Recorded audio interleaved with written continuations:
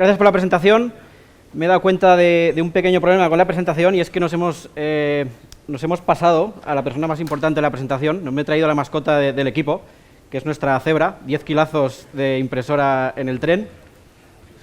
No se quería perder la Pamplona Software Craftsmanship y pues me la he traído para que esté hoy con nosotros. Y además luego al final intentaremos a ver si podemos jugar un poquillo con ella. Es una impresora industrial y bueno, algunas veces le gusta trabajar, otros días no. Entonces veremos a ver si al final podemos hacer algo con ella, ¿vale? Y os podéis llevar algún detallito de la presentación.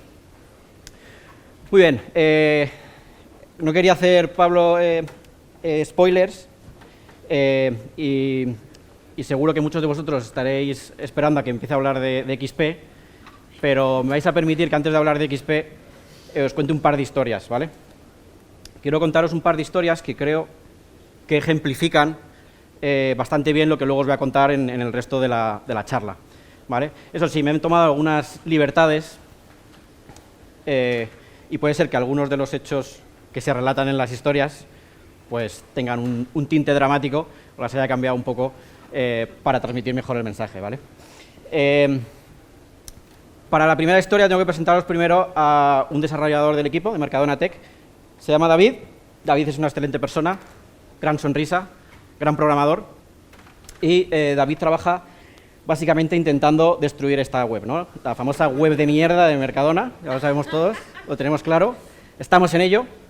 Llevamos 3 años intentando hacerlo y bueno, ya tenemos una versión, pero todavía no tenemos en toda España, ¿no? Pero esto es un poco la pinta que tiene. Próximamente en vuestras favoritas ciudades. Y para contaros la historia, pues nos tenemos que ir a un lunes cualquiera a las 8:30 de la mañana, en el que David está trabajando en esta parte de la parte de la tienda, ¿no? La parte de e-commerce. Esto es la parte con más fricción de las compras del e-commerce de Mercadona y es la parte de pago, ¿no? Os estaréis familiarizados con esta famosa o esta brillante PSD2 que nos ha venido a visitar junto con la pandemia y otras catástrofes mundiales. Y a nosotros nos pega mucho, ¿no? Porque cuando nosotros hacemos una compra, pues no sabemos cuánto van a pesar las naranjas que te acabas de comprar. Entonces, ese proceso de pago ya es bastante complicado, encima con la PSD2, mucho más, ¿no? Entonces, uno de los proveedores de pago nos ha dicho que ha conseguido, a través de unas moratorias y demás, un proceso que es mejor, ¿no? En el que no todo el mundo va a tener que autenticar ese pago. Entonces, muy rápidamente, David se pone a hacerlo, lo despliega muy rápido porque tenemos continuous deployment, por supuesto, y lo lleva a producción. Y ahora, en otro lugar alejado de Valencia, al mismo tiempo, os quiero presentar al segundo personaje de mi historia. Este es Héctorcito, ¿vale? Es un niño de 6 años y es un niño que lleva una semana un poco mala. El pobre va un poco mellado, se le está cayendo los dientes, encima ha tenido problemas con su amiguito, su mejor amiguito del cole, y no está pasando una buena semana, la verdad. Encima el otro día en el examen de mates le pusieron un problema muy difícil, un drama. No está en su mejor momento, ¿vale? Pero bueno, vienen momentos mejores. ¿Por qué? Porque mañana es su cumpleaños y aquí le está pidiendo a su madre que por favor, quiere la cosa que más desea para su cumpleaños, que es la que quieren todos los niños, que es que por favor pueda ir mañana al colegio y les pueda dar a todos una bolsa de chuches del Mercadona, porque eso es lo que todos los niños quieren, ¿verdad? La madre dice que bueno, pues, por supuesto, no hay problema, lo metemos en el carrito por €1, un módico precio, pero cuando vamos a guardar los cambios, ¡pum!, un error. ¡Guau! Llevamos 4 o 5 minutos de charla, ya hemos roto la web. Se masca la tragedia. Pobre, vamos a destruir el cumpleaños de Héctorcito. A ver qué hacemos. Devolvemos a las oficinas de Mercadona Tech, pues David ya tiene en su Slack unas cuantas alertas. De hecho, ya han empezado a llamar gente al servicio de atención al cliente. En 5 minutos se ha abierto una incidencia, pero bueno, no hay mucho problema. Realmente el equipo ya tenía contemplada esta situación, tiene incluso un playbook, lo tiene muy claro. Lo único que tiene que hacer es cambiar de proveedor de pagos y en un minutito la madre de Héctor puede volver a realizar el pago. Hemos salvado el día. Vale, hemos salvado el día, estamos todos contentos, pero David también está muy contento, ¿no? David está, mira esa sonrisa que tiene. ¿Y por qué está tan contento? Pues porque siente que está trabajando en un entorno seguro, siente que el día de hoy y el día de mañana va a poder hacer cambios y cuando las cosas se rompen, pues no hay mucho problema, ¿vale? Y eso genera una seguridad, genera unas ganas de hacer cosas y de seguir trabajando muy fuertes. Fenómeno. Eso es la primera historia del día. Vamos a por la segunda, vamos a darle un poquito más de trama. Para esta segunda avanzamos unas horas en el día y os presento a la segunda, a la protagonista de la segunda historia. Celia, igual, maravillosa persona, excelente desarrolladora. Ella no trabaja en la parte de la tienda, sino que trabaja en lo que nosotros llamamos la logística, ¿no? La tribu de logística. Nosotros al final hacemos todos los días unos 9.000 pedidos, básicamente eso son 70 toneladas de alimentos, que tenemos que preparar en centros especializados y que tenemos que entregar, ¿vale? Con unos 400 camiones que tenemos en nuestra flota. Desde el principio nosotros nos dimos cuenta que para resolver el problema de la alimentación online, realmente la innovación y el problema difícil está en la parte logística. Entonces, desde el principio nos propusimos que íbamos a hacer todo el software, lo íbamos a hacer nosotros, ¿vale? Entonces, nos hemos montado todo el apoyo, todas las aplicaciones que corren en nuestros almacenes, que llamamos colmenas, lo hemos montado nosotros. Entonces, eso significa, pues, nosotros llenamos los almacenes, nosotros reponemos, nosotros preparamos esos 8.000 pedidos todos los días y los entregamos, ¿vale? ¿Y en qué está trabajando Celia hoy? Pues está trabajando en lo que llamamos el enrutado. Esos 8.000 pedidos que tenemos todos los días, tenemos que optimizarlos para repartirlos de la forma más eficiente, gastar menos dinero y gastar menos gasolina, ¿vale? Y el cambio que está haciendo es muy sencillo. Lo que va a hacer es quitar factor de tráfico, que llamamos nosotros. El factor de tráfico es eso que ponemos en ciertas áreas geográficas para determinar que en ciertos sitios pues hay atascos, ¿vale? Como ahora se acaba el colegio, Héctorcito ya le quedan solo unos días para ir al colegio, pues decrementamos ese factor de tráfico. El cambio se va a producción también muy rápido, igual que en el caso de la tienda. Pasan unas horas y ¿qué pasa? Pues nada. Celia se va a su casa, contenta, se va al gimnasio, cena, se ve un par de capítulos de Stranger Things, se pone en pijama y cuando se va a meter en la cama, ¡pah! Llamada. 10 de la noche, llamada de la guardia. Hostia, coge el teléfono, es del almacén que nosotros llamamos laboratorio, tenemos un almacén en el que ponemos la primera vez los cambios, que básicamente se han hecho el enrutado y han salido unas rutas que no tienen sentido, ¿vale? Estas rutas tienen demasiados pedidos, son imposibles de hacer para los repartidores.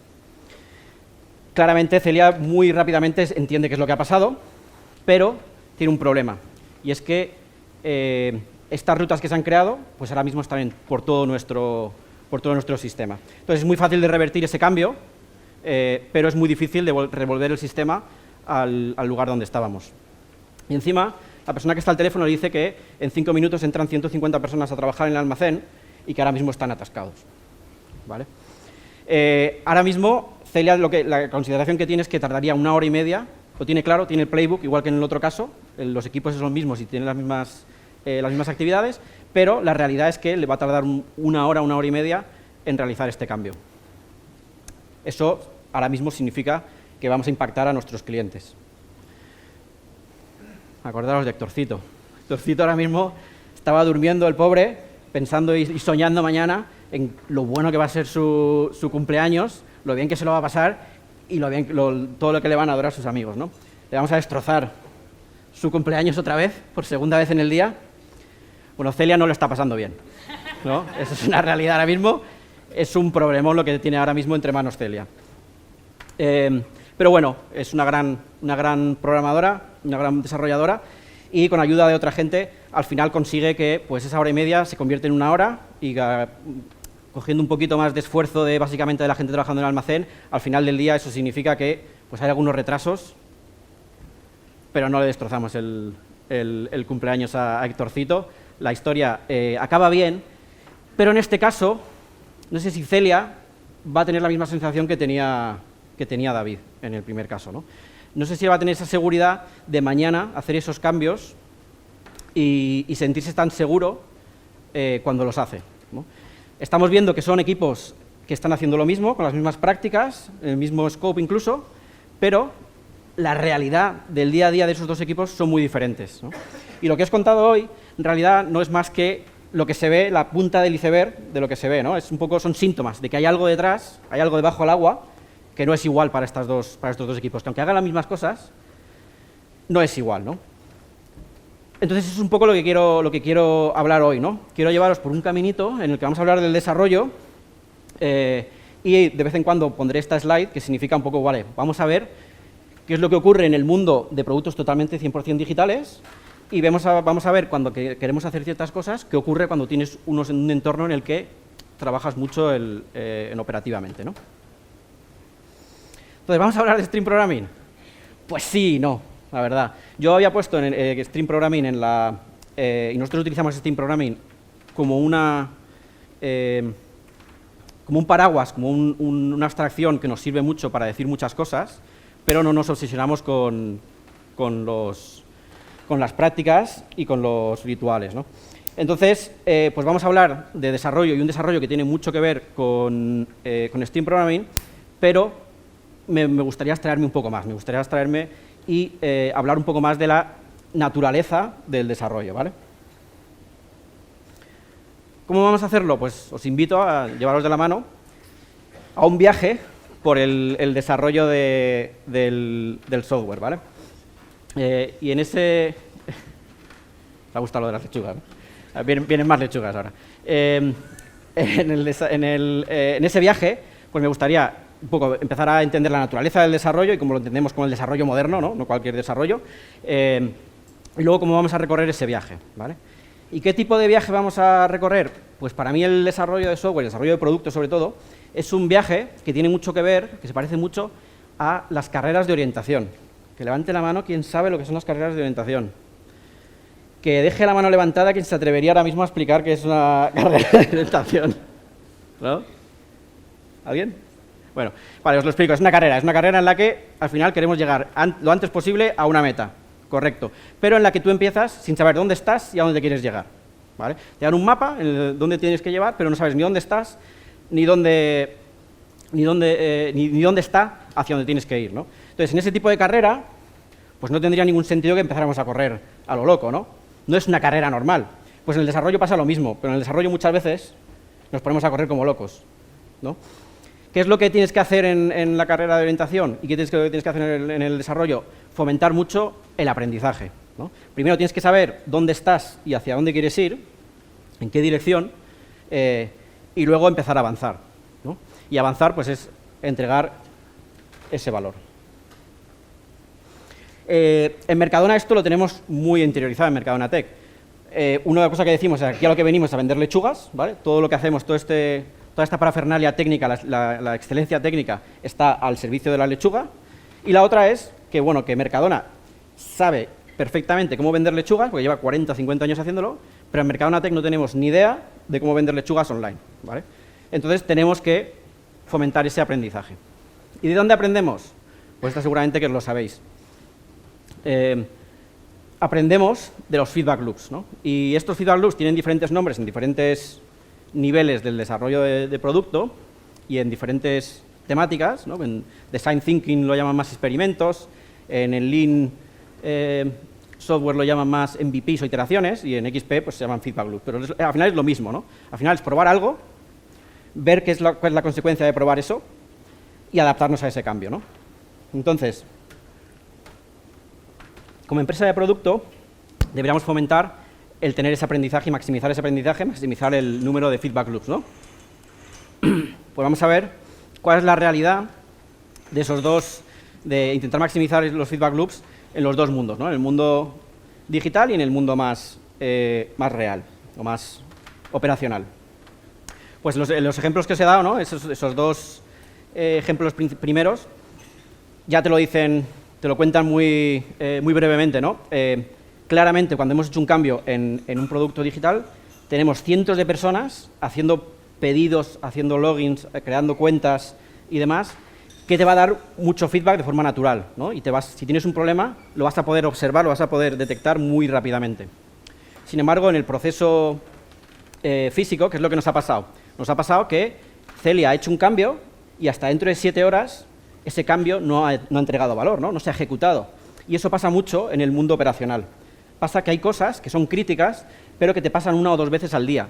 Y encima, en nuestro caso, por ejemplo, que pasa a las 8 de la tarde, fuera de horario de oficina, pues existe un gap muy largo entre el cambio y el feedback que tú recibes. Y encima recibes muy poco. La información que te da es muy escasa. Pero es que encima, además, lo que te suele ocurrir con los procesos físicos es que son muy tensos. En el mundo físico, en la logística, hay poco margen operacional, y eso significa que para tú poder sacarle dinero a un proceso, tienes que tensarlo mucho, ¿vale? Un ejemplo es, nosotros en el almacén no lo llenamos con exclusivamente lo que necesitamos, no más. Eso nos hace que tiremos menos comida, también nos hace que los recorridos de preparación, al tener menos productos, sean más eficientes. Pero ¿qué ocurre? Que en cuanto tú tienes un problema al pedir productos, pues no vas a tener ningún colchón para suplir ese problema, ¿vale? ¿Qué nos dimos cuenta? Pues nos dimos cuenta que con el tiempo nosotros no habíamos hecho un gran trabajo de empatizar con este problema, ¿vale? Que nos habíamos enfocado mucho en entregar valor y no en aprender de la realidad de lo que nos estaba pasando. Y lo que nos estaba pasando es que vimos que muchas de las incidencias, y sobre todo las incidencias que más impacto tenían, eran de este tipo de procesos, ¿vale? Y de hecho todos estos tipos de procesos estaban muy juntos, todos a las 8 de la tarde. Entonces lo llamamos, a esas 8 de la tarde lo llamamos el Big Bang, ¿no? El proceso que hemos hablado antes de enrutado es uno de esos procesos, ¿no? ¿Por qué nos ocurría esto? Pues por una cosa que tiene mucho sentido. Nosotros, a las 8 de la tarde es el momento en el que nuestros pedidos son finales.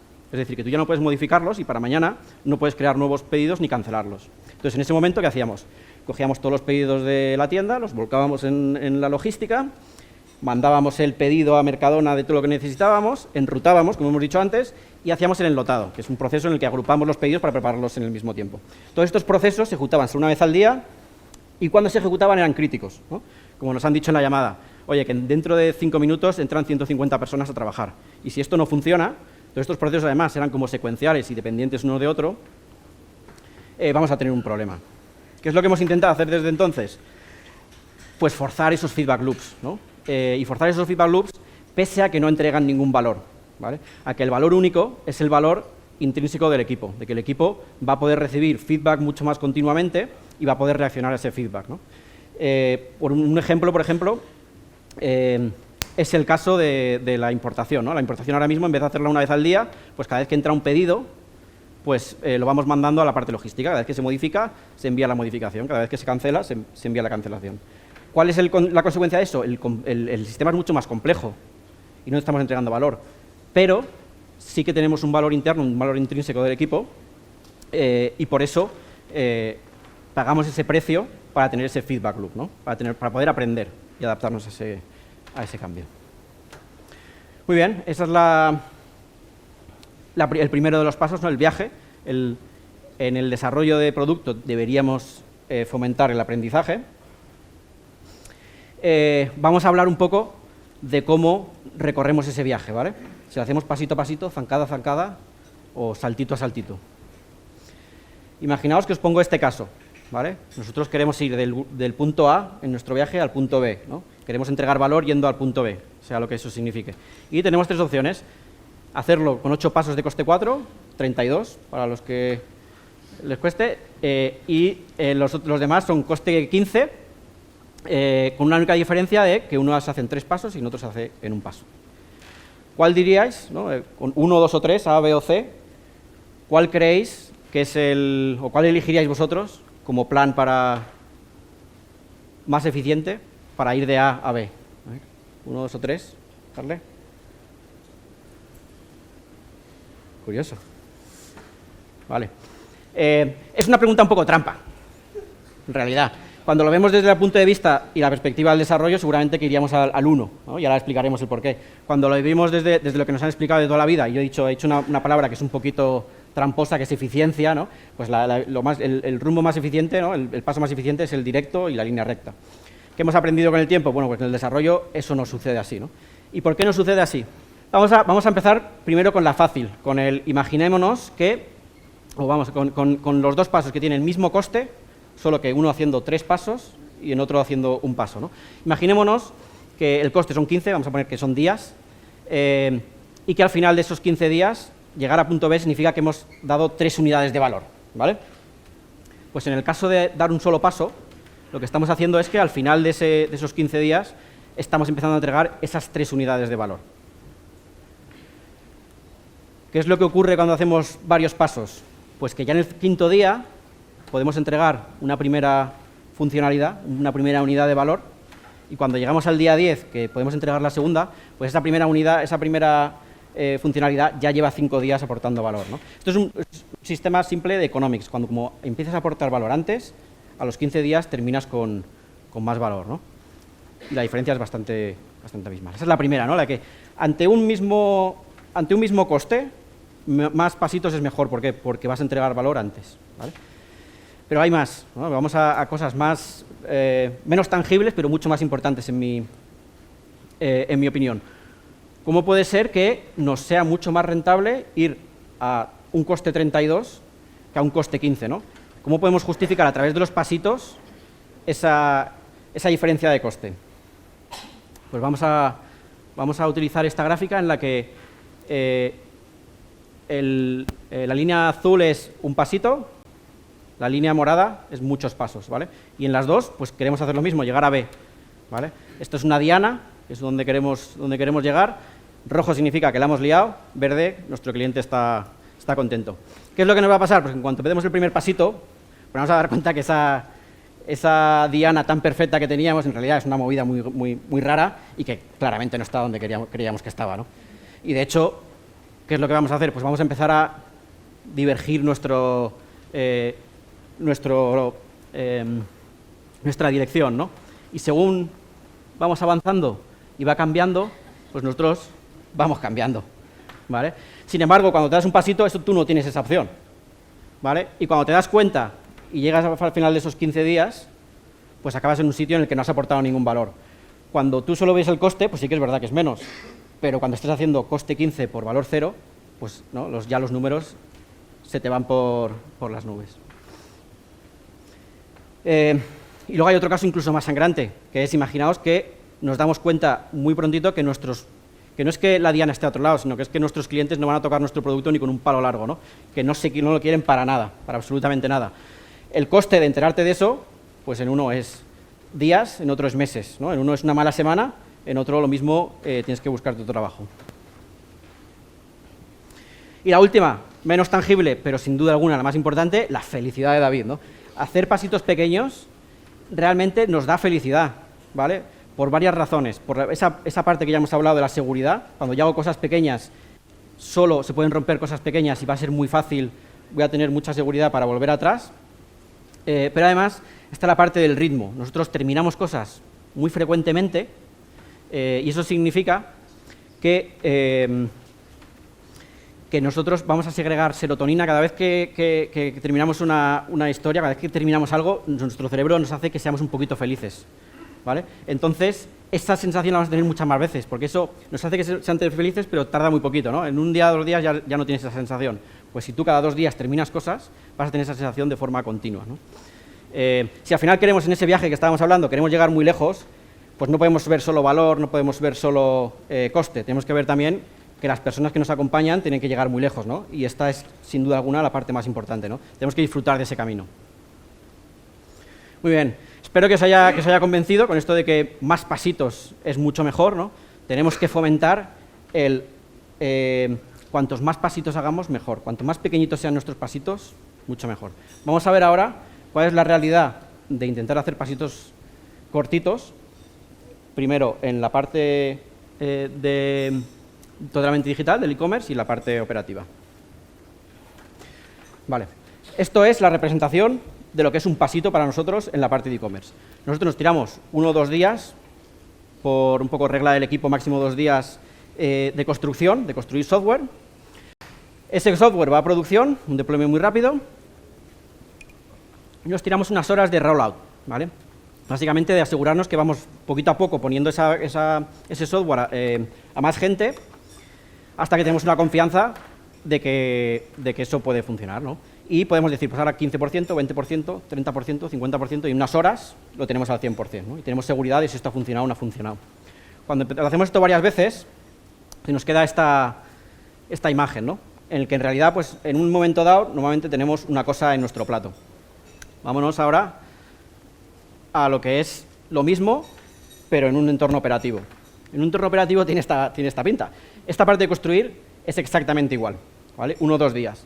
Pero una vez que nos ponemos a hacer el rollout es mucho más complicado. ¿Por qué? Porque cuando nosotros hacemos un rollout, cuando nosotros hacemos un cambio en un entorno operativo, lo que estamos haciendo es cambiar, por ejemplo, esta aplicación, que es la aplicación de preparación, y esta aplicación hay gente que la utiliza 8 horas al día, 5 días a la semana. Son auténticos expertos. Nosotros hemos llegado a gente, en un momento dado teníamos en una máquina de preparación un código que escaneaba a la gente para pasar al siguiente paso, ¿vale? Pues había una persona que lo había visto, se lo había impreso y se lo había pegado en el pantalón para ir más rápido, no tener que volver a la máquina, ¿vale? Hasta ese momento, claro, es gente que realmente son auténticos profesionales de estas aplicaciones. Cuando nosotros le hacemos un cambio, pues tiene bastante común, es muy parecido a como si mañana os llega a vosotros el equipo de Developer Experience y os dice, oye, que hemos leído un estudio en el que estos teclados son mucho mejores, son mucho más ergonómicos, entonces hoy hay que utilizar esto. Entonces, hostia, yo lo entiendo, ¿vale? Yo entiendo que querramos ir por aquí, pero tenemos que tener mucha confianza con un equipo para que me cambien de tal forma, ¿no?, mi entorno de trabajo. Entonces eso hace pues que no es lo mismo, que en realidad una vez que nosotros terminamos un cambio, muchas veces lo que tenemos que hacer es validarlo. Es decir, tenemos que quedar con el coordinador de uno de estos almacenes, decir, oye, ¿cuándo me puedo pasar allí? Déjame 3 personas para ver que este cambio tiene sentido y que funciona. Y una vez que eso pasa y que lo hemos podido hacer, pues realmente tenemos que formar. Si a ti te van a cambiar tu herramienta de trabajo, tú tendrás que tener una formación y tendrás que saber cómo funciona ahora. Entonces empieza una parte de formación, una vez que tenemos a todo el mundo formado, 300 personas formadas a lo mejor en un almacén, entra la parte de rollout, ¿no? Entra la parte en la que ya podemos empezar a poner ese software a toda la gente que está en ese almacén. Pero no acaba ahí, me estoy poniendo también en una parte, ¿no?, en una esta muy negativa, pero la realidad es que una vez que terminamos esto es para el entorno laboratorio. Luego tenemos otros 4 o 5 almacenes a los que también hay que formar y hacer el rollout. Bueno, al final lo que quiero decir es muy largo, ¿vale?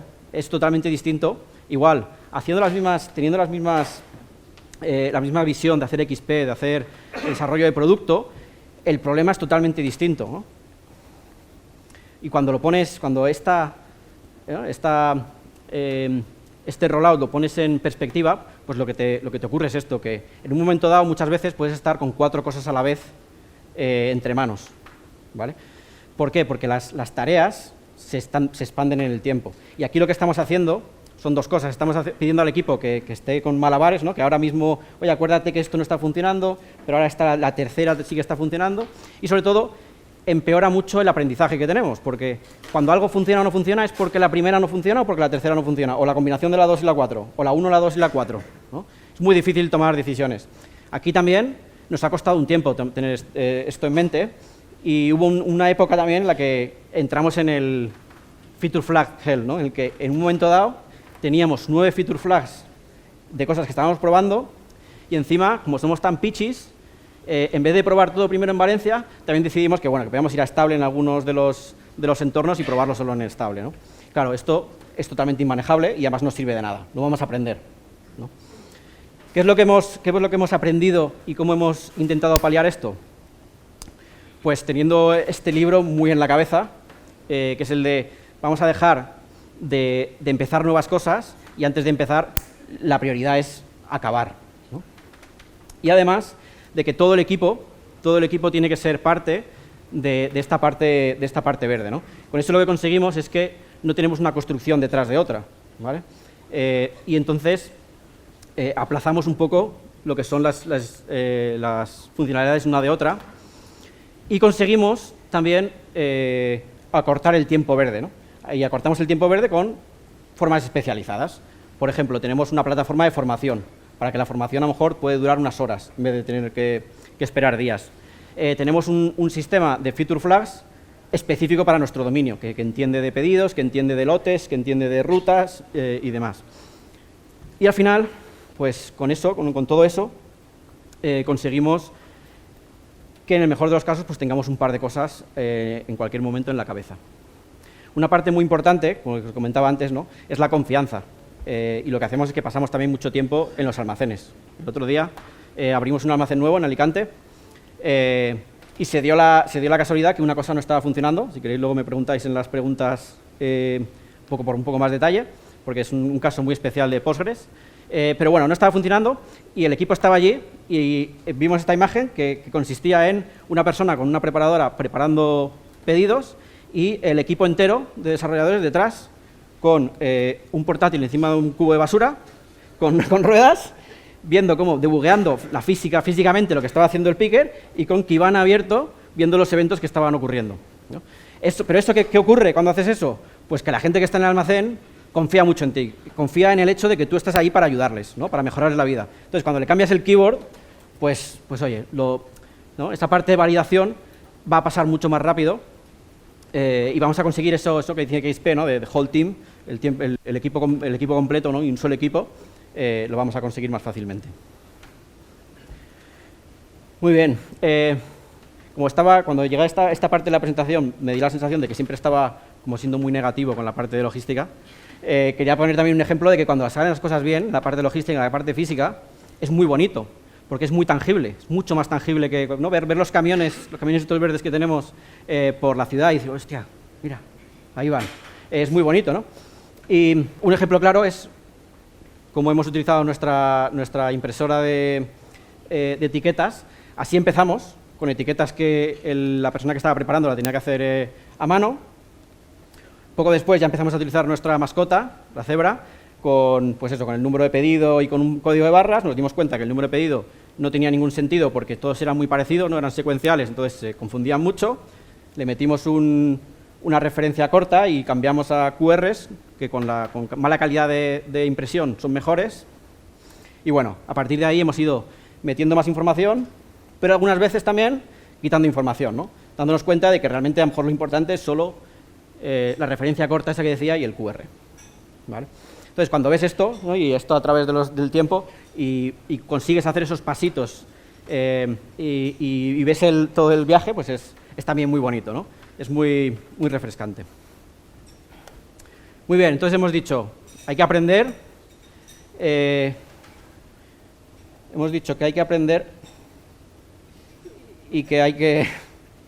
Voy a ponerlo un poquito más rápido, que es que esto es tal. Que hay que aprender y que el camino que recorremos hay que hacerlo pasito a pasito, ¿no? Y los pasitos lo más lento posibles. Pues hablemos del ritmo, porque muchas veces cuando hablamos de ritmo y hablamos de carreras, pues preferimos ser conejo a ser tortuga, pero bueno, ¿no?, muchas veces hay que ser más tortuga que conejo. Hablemos de ritmo. Para mí una de las grandes revoluciones que hizo estas nuevas tendencias como XP de desarrollo y demás fue que cambió este triángulo por este otro triángulo, y os lo explico. Esto va a ser la parte más difícil de explicar de toda la charla, pero vamos a intentarlo.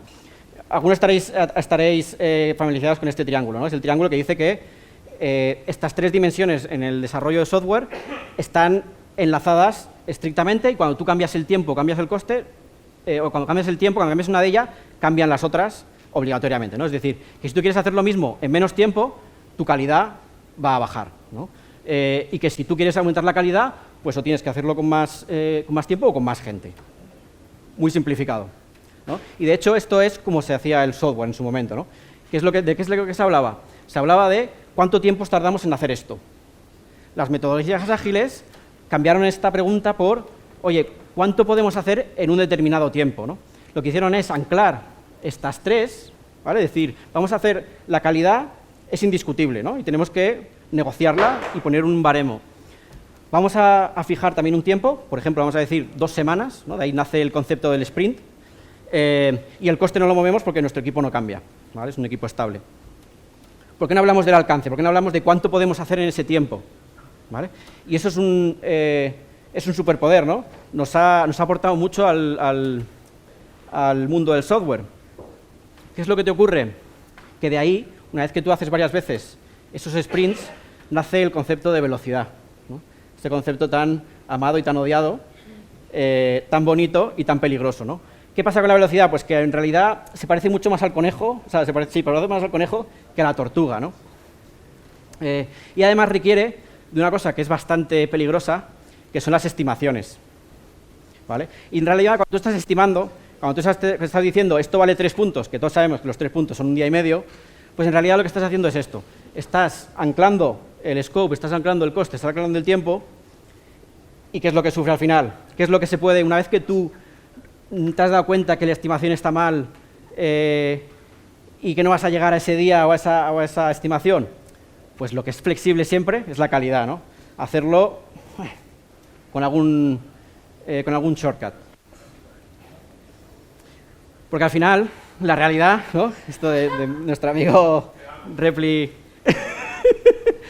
Esta es la realidad. Cuando nosotros estimamos, pues esto es obra de... Vamos, lo trajo a nuestro equipo Sergio Revilla, Replicante, que es una realidad, ¿no? Cuando nosotros estimamos, y no es cínico, no es a malas, es una realidad, es que cuando estimamos, estamos timando, estamos leyendo el futuro, y nosotros no sabemos leer el futuro, ¿no? ¿Qué es lo que va a pasar? Que vamos a fallar, y como decíamos antes, quien va a sufrir eso es la calidad. ¿Y qué ocurre con la calidad?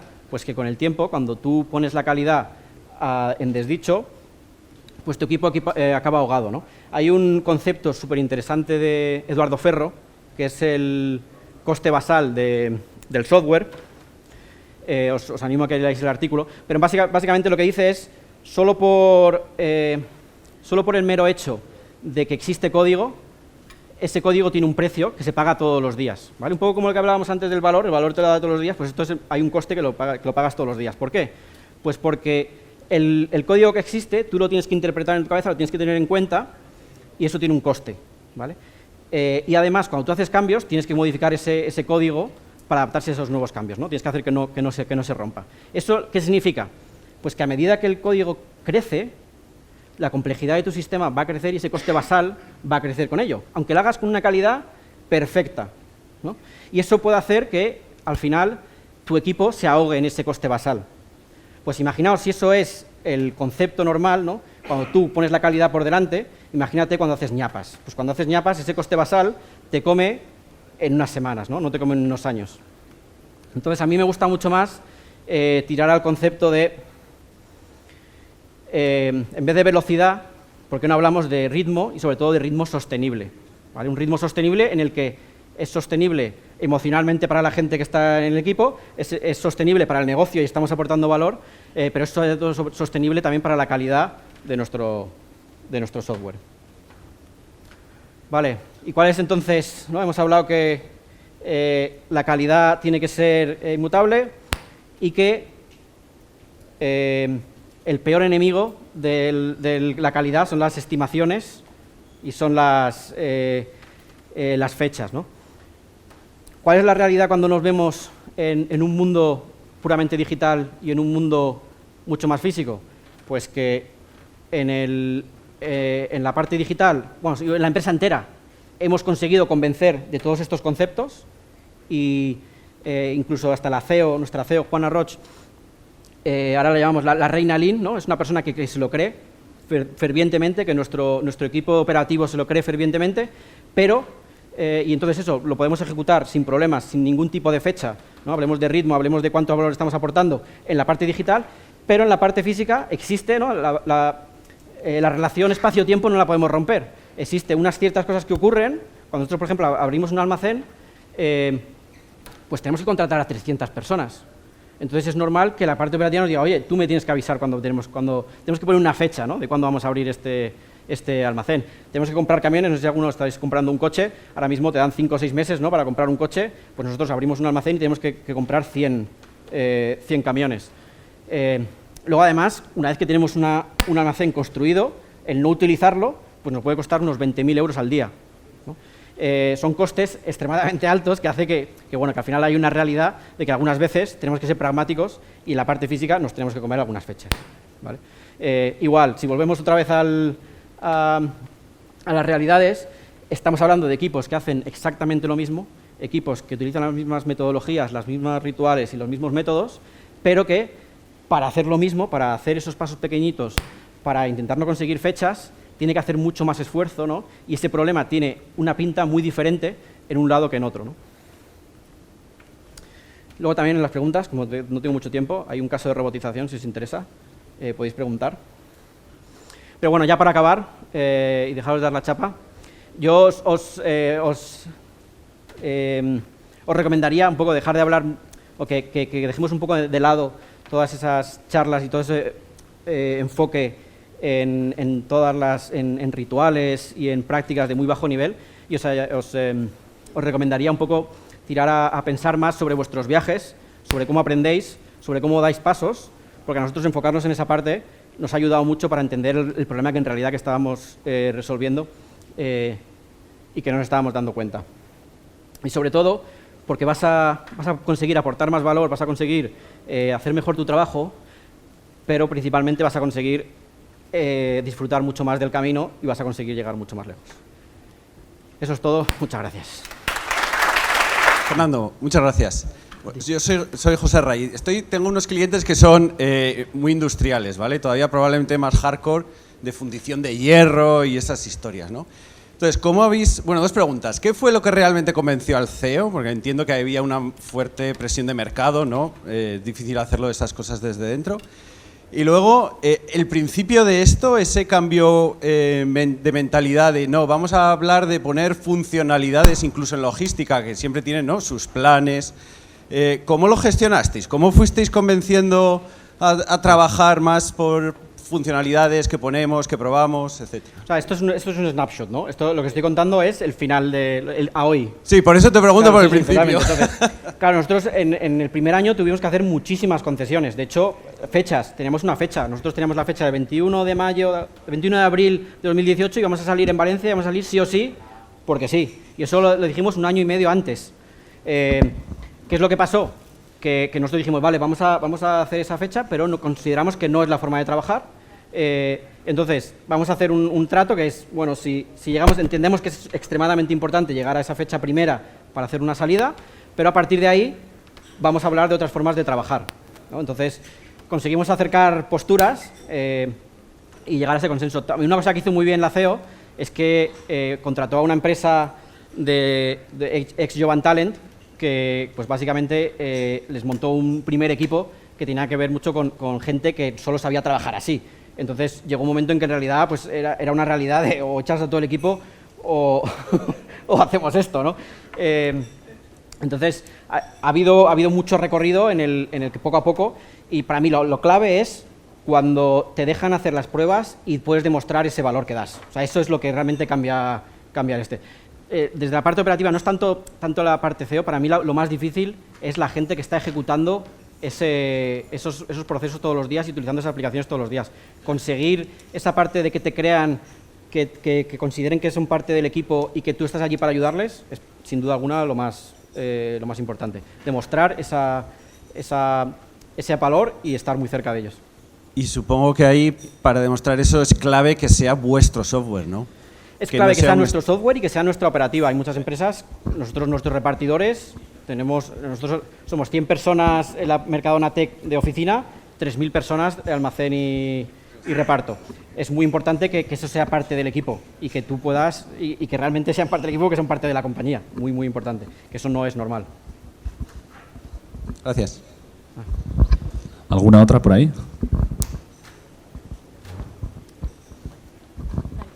Hola, la charla genial.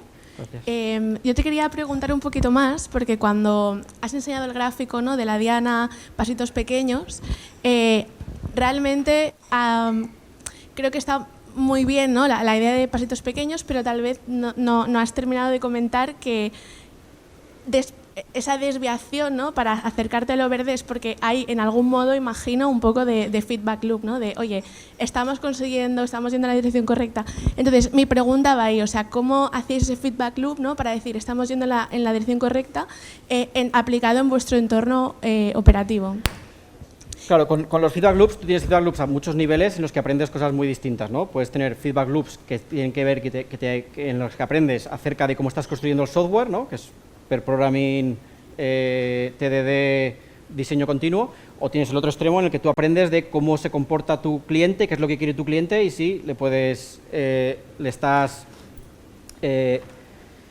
aportando valor. Ahí tenemos KPIs que son más, como dicen en el Mercadona, farolas y penumbras, que es más datos reales y más datos de sonrisas, ¿no? Hay una parte en la que, como somos parte del equipo, está muy cerca de nuestro, pues te da feedback, ¿no? La felicidad un poco del trabajador la tenemos medida a través, ¿no? Hay unos canales en los que pueden dar feedback a los trabajadores y esa es una, ¿no? También lo medimos por la fricción que tenemos. Y luego en la parte de valor más de empresa, pues nos medimos por coste de pedido, ventas, es decir, en cuántos pedidos estamos haciendo, es decir, cuánto nos hemos expandido por toda España, y la calidad del servicio que estamos dando a través del feedback que nos da del cliente. Entonces, eso es a nivel de negocio. A nivel de cómo probamos design thinking, ¿no? de diseño de producto, lo que se hacen es mucha experimentación. Se hacen prototipos, el equipo de diseño de producto está mucho en el almacén generando prototipos que los prueban y muy rápidamente los validan o no. Una vez que los que validan, pues pasan a la parte de construcción, que es lo que luego os he enseñado, ¿no? Pero hay unos otros feedback loops que pasan antes que ese feedback loop de construir. No sé si he respondido a tu pregunta. Sí, y como curiosidad, porque me interesaba también esta parte de métricas, en operaciones y por saber si tenéis algo así como un operations experience, es decir, mejorar la experiencia de trabajo de la gente que está en operaciones y cómo si lo hacéis y cómo lo medís. Medirlo lo medimos a través de estos feedbacks que nos vienen propio del equipo y intentando estar cerca del No tenemos un KPI específico de ese Operation Experience, ¿no? Sí, es mucho más casual, diría. Gracias. La robótica es un caso bastante interesante en el que lo que ocurrió es que hace 4 años, ¿no? y va un poco relacionado a todo este tema de lo normal que es poner fechas y lo acostumbrado que está el sistema y la industria de logística a poner fechas y a poner fechas que no tienen absolutamente, o sea, que son una auténtica locura. Hace 4 años, antes de que saliésemos incluso, empezamos a ver, primero, que Madrid y Barcelona eran un foco de demanda increíble, entonces a lo mejor no nos daban, con los almacenes que teníamos, no nos daba para poder preparar todo lo que podíamos, y vimos que muchos players de la industria terminaban automatizando, ¿no? Entonces empezamos a hacer ese estudio de a ver cómo podíamos robotizar uno de nuestros almacenes. El método de trabajo que nos encontramos es, esto cuesta 45 millones, que nos tenéis que dar a priori, y una vez que tengamos esto, lo que vamos a hacer es una etapa de análisis en los que nos tenéis que decir cuánto fresco, o sea, cuánto refrigerado, cuánto congelado y cuánto seco, que llamamos nosotros, ¿no? ¿Qué porcentaje vais a vender? En estos 4 años os recuerdo que ha pasado pues una pandemia, ha pasado una crisis del aceite, esos números que pudiésemos haber dado hace 4 años, que los habíamos dado sin tener absolutamente ninguna idea, no tendrían ningún sentido.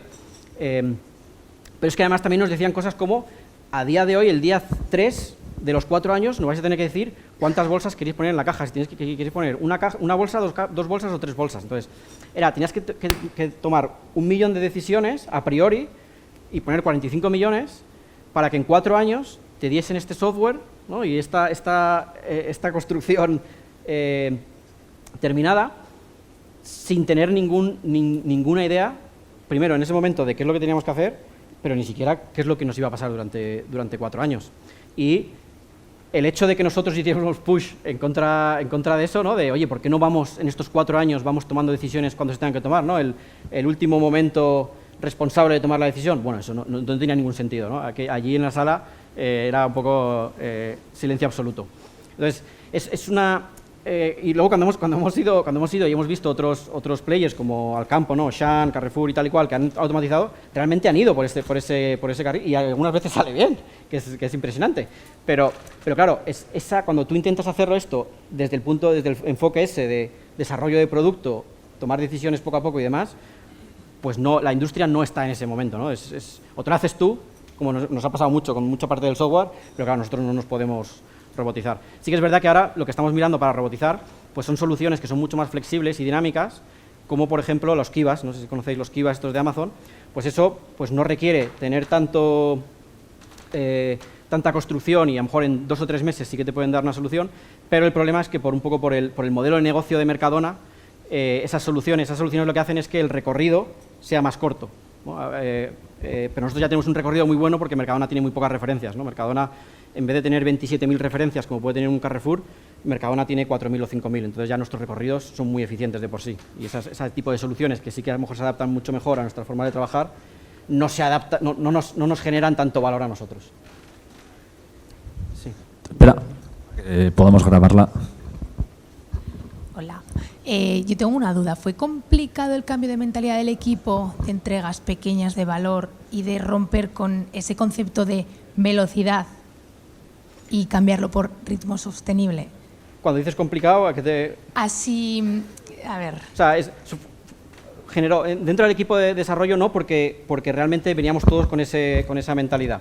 Pero sí que es verdad que creó muchísimas fricciones entre producto y operaciones. Vale. Y hubo un periodo muy largo de tiempo en el que pues, nos pedían fechas y esto no puede ser, así no podemos trabajar. Sí. Y vamos a tranquilizarnos, de verdad, darnos un tiempo y ya veréis cómo esto tiene sentido, que es que tiene sentido, de verdad. Me refería para el final, para el que va a consumir, ¿no?, el producto final, ¿no? Que tú le estás diciendo de no vas a tener una fecha, sino en serio déjame hacer que sé lo que estoy haciendo, ¿no? Ahí ha habido muchísimos, porque claro... ¿Y cómo lo conseguisteis? O sea, con tiempo y paciencia. Y paciencia. Vale. O sea, es lo que decía, han pasado 4 años y lo que estoy contando ahora no tiene nada que ver con donde empezamos. Tuvimos que hacer muchísimos middle points, ¿no? Para poder realmente hacer lo que hemos llegado a hacer hoy, sí. Gracias. Ha habido gente que ha sido muy enemiga durante tiempo y ahora son amigos. Sí, mi pregunta va un poco de vuelta a lo de la robótica y vuelve a hacer el cómo convencisteis, porque claro, hemos tratado temas como hacer la página web, Fíjate, etcétera, pero en el tema de la robótica yo me imagino a un señor muy enfadado diciendo lo está haciendo la competencia. O sea, es una apuesta a muy largo plazo, ellos lo hacen, nosotros hemos decidido que no. O sea, en un momento vosotros decidisteis que la robótica no se iba a hacer, sí, por mucha complejidad. Pero has dicho también que la competencia lo estaba haciendo. ¿Cómo llegasteis a explicar a las más altas esferas, ¿no? Un poco decir que no, porque es que aquí no das un resultado. Tienes que esperar a que lo hagan y decir, esta es nuestra apuesta. O sea, la realidad es que esa fue una decisión de las altas esferas y tuvimos... Espero que hubo una gran parte de esa decisión que tuvo que ver con que nosotros no nos sentíamos confiados en que eso fuese una forma de trabajar correcta. Pero nosotros no tomamos esa decisión, es la realidad. Quiero creer que tuvo que ver con que también nosotros dimos nuestro input y demás. También había problemas con los números, no salía del todo los números. La realidad de la robotización es que vas con la idea de que te va a quitar muchos costes operativos y en realidad lo que más te da es estabilidad. Hace que no cometas errores y que tengas unas productividades muy estables. No te da tanto bajada, sobre todo en lo que comentaba, un modelo como el de Mercadona, no te da una bajada de coste operacional muy grande. Te permite, por ejemplo, sacar muchos más pedidos de un sitio más pequeño, ¿no? Pero no te quita el coste operacional. Yo creo que también hubo una parte de eso, de decir, claro, es que esto no es lo que creíamos, esto no nos va a salvar o no nos va a bajar mucho, porque en ese entonces creíamos que a lo mejor este proyecto no era ni siquiera viable. Hay una parte que es muy difícil de sacar viabilidad a la alimentación online, porque hay costes muy reducidos, ¿no? Un margen muy reducido, y la operativa, imagínate, nosotros tenemos que preparar el pedido de una persona que a lo mejor son 40 minutos preparando, tenemos que llevarlo a su casa, subírselo en el ascensor, desembolsarlo, es decir, a 20 euros la hora y a 7 euros que se paga por el servicio, los números, ¿no?, son muy difíciles de que salgan, ¿no? Entonces, en ese momento sí que es verdad que teníamos una sensación de que cosas que nos pudiesen bajar el coste operativo era una apuesta que a lo mejor queríamos hacer. Pero, y la robotización iba por ahí. ¿Qué es lo que ocurrió? Que en realidad cuando vimos los números no iba tanto por ahí, nos ayudaba en otra cosa, y espero que también hubo una parte de que ingeniería y producto dijo que a lo mejor esa no era la mejor idea, y espero que también tuvo esa parte. Mi pregunta va relacionada con la slide de estimar, que a mí personalmente me gusta mucho también por la experiencia negativa que he tenido con cómo la estimación va relacionada con el compromiso o trabajo comprometido y velocidad, ¿no? Pero después hay otro aspecto que también he descubierto con el tiempo, que es utilizar las estimaciones para dar información a tus stakeholders, como ayudarles a averiguar qué es lo que puede pasar, ¿no?, y cómo podemos organizar el trabajo a largo plazo, a mediano plazo y demás. Tú comentabas que habías sustituido el término de velocidad por ritmo y la pregunta era cómo ayudáis un poco a vuestros stakeholders a conocer o a planificar un poco el trabajo más a largo plazo sin utilizar pues, estimaciones, vamos. Vale, sí. O sea, de hecho, es que el problema de las estimaciones es que para mí no tienen ningún valor. Es que no hay valor que tú sacas de ahí. ¿Cómo lo utilizamos nosotros y cómo hacemos hacia dónde vamos y qué es lo que estamos haciendo? Nosotros utilizamos una especie de OKRs en los que tenemos un poco esa filosofía de equipo de que el equipo es autónomo. Entonces, desde el punto de vista directivo, se dice, tenemos que remar hacia este punto, ¿no? Por ejemplo, cuando hubo a nosotros lo que nos más pegó el COVID fue en que nuestra calidad de servicio bajó mucho. Pues en ese momento, desde la directiva se dijo, oye, ahora mismo el foco es bajar lo que llamamos nosotros el Customer Voice, ¿no? Las quejas que nos vienen de los clientes. Y entonces cada equipo es independiente para tomar las decisiones de qué van a hacer en su vertical, ¿no? En su scope que tienen para llegar a esos objetivos, para bajar ese Customer Voice. ¿Y qué es lo que hacen? Que una vez cada 4 meses presentan un poco hacia dónde van a tirar. Pues nosotros vamos a bajar el Customer Voice porque hemos visto que se nos rompen muchas veces los huevos, así que vamos a coger, esto es una historia real, vamos a coger y cada vez que pongamos unos huevos los vamos a poner en una cestita para que no se nos rompan. Eso no salió, bueno. Pero bueno, que eso puede ser ¿no? Sí que es verdad que intentamos subir un poco de cosas a tan detalle, ¿no? Pero vamos a intentar solucionar lo de los huevos. Lo de los huevos es un problema, pues vamos a tirar por ahí, ¿no? Y eso es un poco como al final todo el mundo tiene una concepción de esta vertical y este equipo hacia dónde va tirando y cómo va yendo. Luego tenemos como reuniones lo que llamamos las R's de vertical, las reuniones de vertical, que pasan cada 2 semanas y pues se va dando un poco de transparencia sobre qué tal va lo de los huevos.